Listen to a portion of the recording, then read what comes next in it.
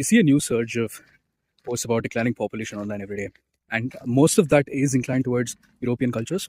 And I feel like there's a gross misinterpretation of how this is happening in the subcontinent, let's say India, for example. The numbers don't really say the whole thing, statistics can lie. And we are maintaining a little above the replacement level.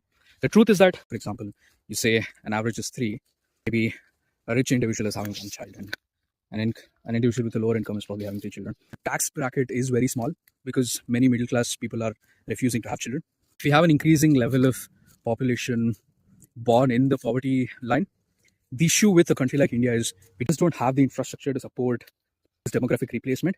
And I feel like population decline is going to hit India much harder than how it's going to hit other developed nations. They have a system of the young people paying tax and providing for the older people, which is not a huge case for India. But purely hypothetically speaking, a rich person has 1 kid. The entire wealth is distributed to that 1 kid, but a poor person, let's say, has 5 kids. One person's wealth is again distributed among 5 kids. And if these 5 kids don't have access to high quality education, high quality healthcare, they don't become efficient enough to fend for themselves and uplift their families or maybe an entire community as such. And the issues, if you see a pattern, all of these countries that have become rich have had a phase where their population was very young and it was working towards increasing GDP and producing more and all of that. And I feel like India is in that stage where we have young population, we have increasing production, and as a result we have increased GDP as well.